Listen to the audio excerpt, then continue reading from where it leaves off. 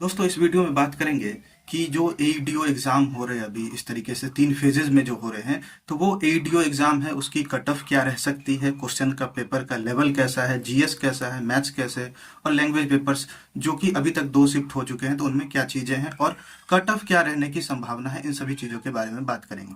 तो सबसे पहले मैं बात करता हूँ, मैंने भी एईडीओ का एग्ज़ाम दिया। जो मेरा एग्ज़ाम था वो सेकेंड वाले शिफ्ट में, सेकेंड शिफ्ट यानी कि एक तो पहले 14-15 है और उसके बाद 17-18, तो 17 और 18 अप्रैल वाले शिफ्ट में मेरा एग्जाम हुआ था। अब मैं इस एग्जाम की चीजें बताता हूँ कि किस तरीके का पेपर था, जो मैंने एग्जाम दिया, मैंने जो फील किया। जैसे मैंने बीपीएससी प्री भी क्वालिफाई किया है तो उसके बेसिस पर मैं क्वेश्चन के लेवल के बारे में अच्छे तरीके से बता सकता हूँ। साथ ही मैंने एसएससी सीजीएल में भी अच्छे स्कोर किए, टीयर 2 में 1 मार्क से कंप्यूटर से रह गया था। तो इन सब चीजों को ध्यान में रखकर फिर मैं एक ओवरऑल आइडिया बताऊंगा कि क्वेश्चन का लेवल कैसा था, किस तरीके की चीजें थी। सबसे पहले बात करते हैं, सबसे पहले लैंग्वेज पेपर हुआ था हिंदी और इंग्लिश में, ठीक है। अब देखिए, हिंदी जो है सेकंड फेज वालों में हिंदी नॉर्मल था क्वेश्चन, ठीक है। लेकिन इंग्लिश की बात करें तो चूंकि मैंने तो सीजीएल की भी प्रिपरेशन की है तो मुझे तो ठीक लगा, मतलब मैंने अटेम्प्ट कर दी। लेकिन वहीं पर मेरे साथ एक और बंदा था, उसके उसने शायद 11 ही अटेम्प्ट कर पाए थे इंग्लिश में, जिसमें कि 3 रॉन्ग हो गए थे। मतलब आप ये कह सकते हो कि जो पुराना वाला फेज था ना, उससे इंग्लिश का लेवल थोड़ा ठीक था सेकंड वाले में। ये चीज ध्यान रखना है। तो इंग्लिश का लेवल जो है थोड़ा आप अब ही कह सकते हो पुराने से, ठीक। दूसरी बात, अब सेकंड शिफ्ट की बात करते हैं। उसके बाद फिर जीएस का एग्जाम होता है। अब जीएस के एग्जाम में क्या चीजें देखने को मिली। अब जीएस का एग्जाम कुछ लोग ऐसा कंपेयर कर रहे हैं कि जो पहले वाला था 14-15 तारीख वाले में जो था, वहां पर जीएस काफी हार्ड था।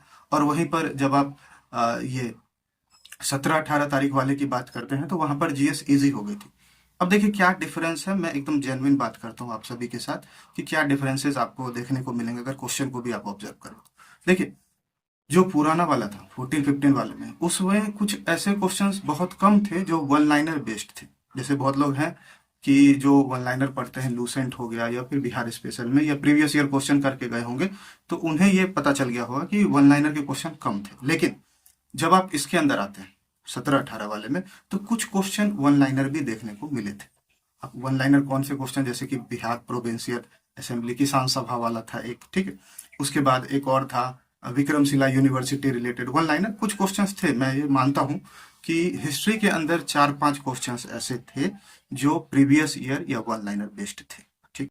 पहली बात।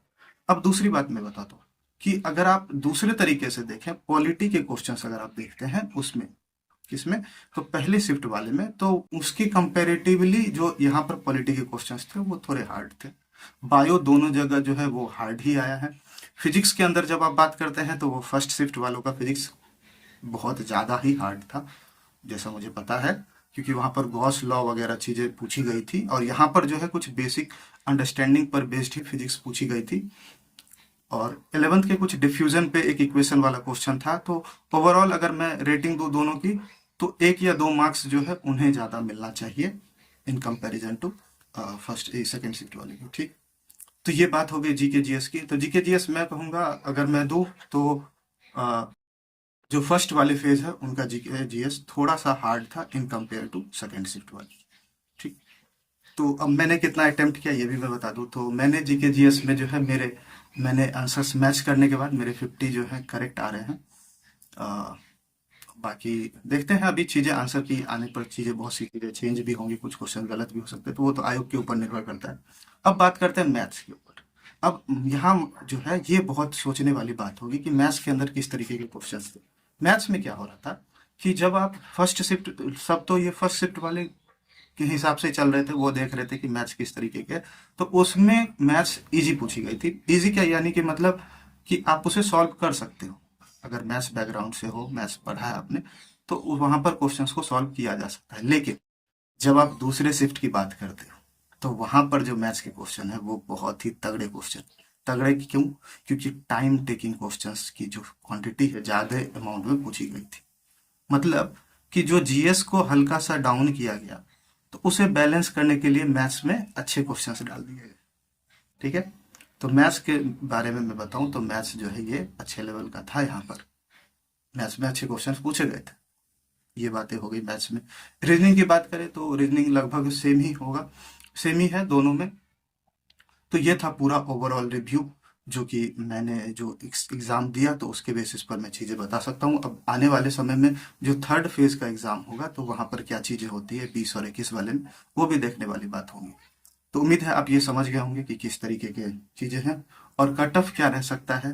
तो कट ऑफ की अगर बात करें तो जिस लेवल का पेपर है, और कुछ अगर ऐसा भी कहते हैं कि बीपीएससी में कहीं कुछ पेपर, कुछ सॉल्वर वगैरह बैठ रहे हैं कुछ जगह पर, कहीं कुछ सीट बिकी हुई है, तो इन सब चीज़ों को अगर हटा दिया जाए, अगर जेन्युइन तरीके से देखा जाए, तो इसकी जो कट ऑफ है यूआर की कट ऑफ, वो 130 से 140 के बीच में रहनी चाहिए मेरे अकॉर्डिंग। बाकी देखते हैं अभी चीज़ें क्या होती है। अगला नेक्स्ट फेज में भी एग्ज़ाम है, होना है।